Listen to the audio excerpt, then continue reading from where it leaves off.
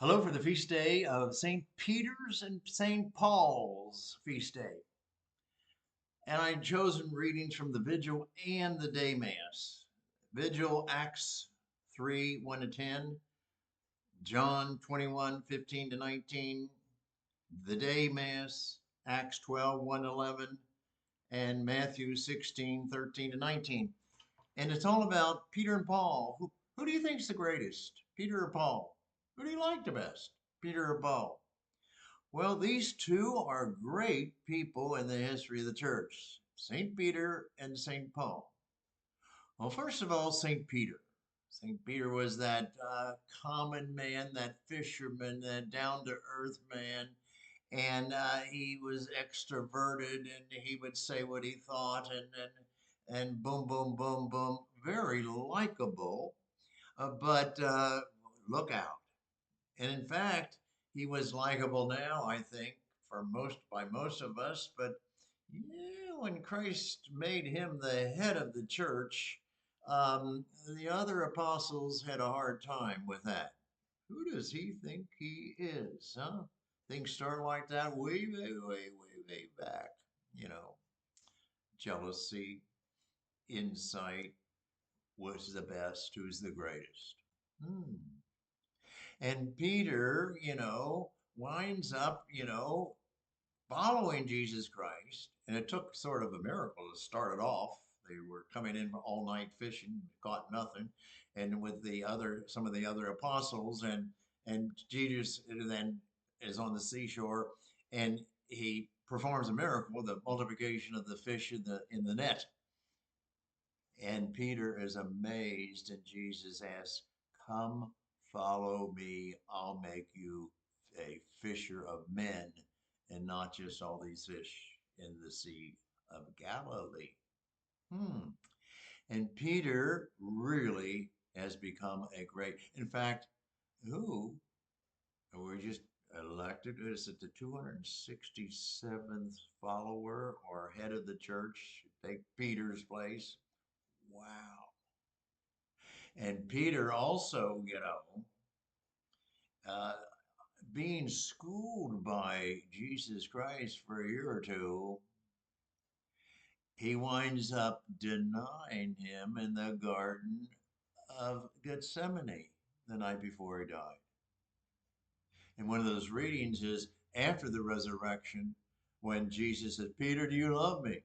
"Oh, yes, I love you," boisterous Peter. Or, "You are the Christ, the Son of the living God," way before. "Peter, do you love me?" "Yes, yes, yes, yes." And he gets upset with Jesus Christ because he asked three times. He said, "You know everything, you know I love you."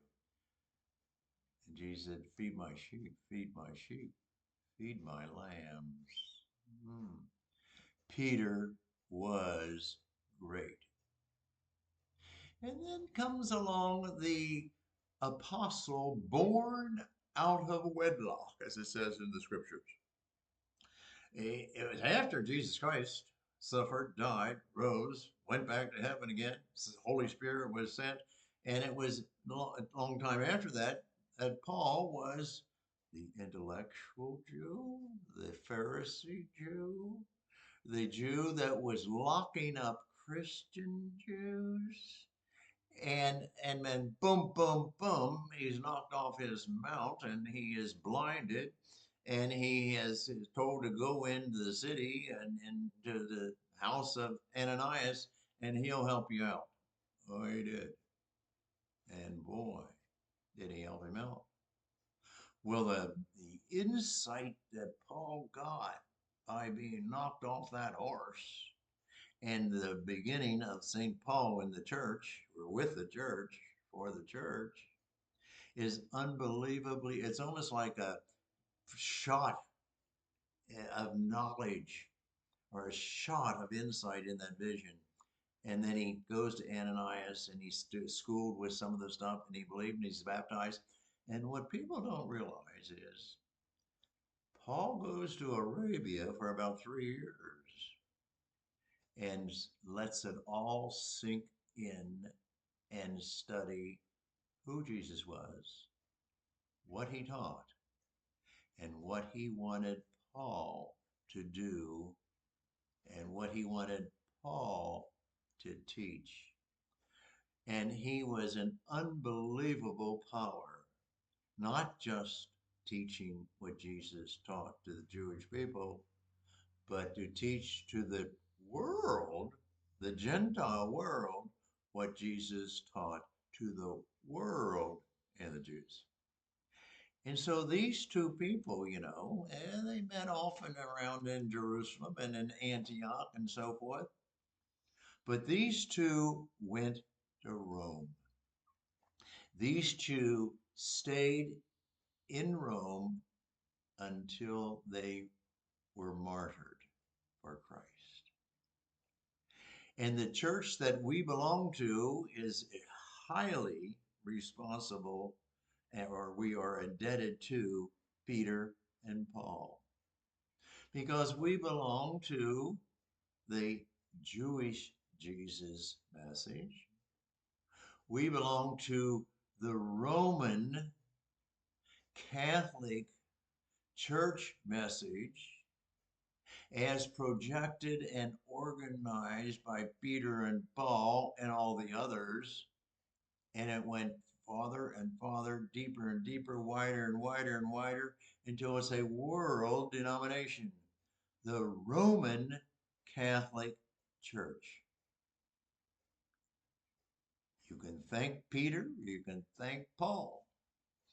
But I mean, in a sense, though, that I think Peter gets the greatest credit for being the one that we have organized in the Roman Catholic Church, the one who is going to be the head of the bishops or the apostles, the followers of Jesus Christ in a very special way. And we just got a new one of those. Our Leo the 14th, our Pope now, our Roman Catholic Church Pope Paul Pope the 14th. Isn't it amazing? These two great men. Finally, who's the greatest, or maybe whom do you like better? Peter or Paul? Peter or Paul? A dynamic Peter and said what he thought. Really, I found to be pretty doggone exciting. Or that Paul, that powerful intellectual leader in the church, not only in the Jewish community, but in the Gentile world. Ah, you know whom I like? I like Paul better than Peter. And I think from an early age, I'll tell you this and quit here. An early age, at least then, way back when we were in the fifth, sixth grade, and we received our baptism as babies, and then we received the sacrament of confirmation in the sixth grade. Now it's the eighth grade. And you take a name. And when you take a name, you're supposed to do, especially, a name, you got a new job. You got a new name. My name is Lawrence William Hehman.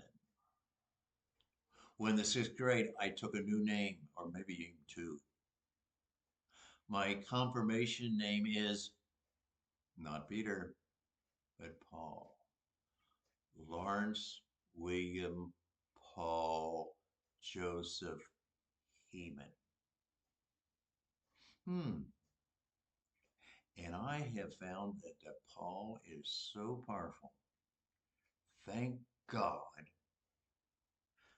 Jesus knocked him off his mount, blinded him, sent him to Ananias, going off 3 years to Arabia, and coming back and joining all the other apostles to preach Jesus Christ.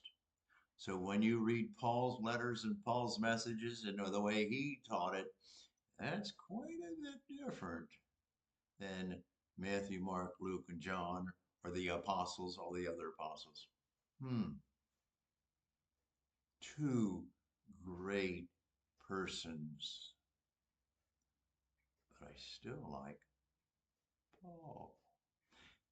Have a good day.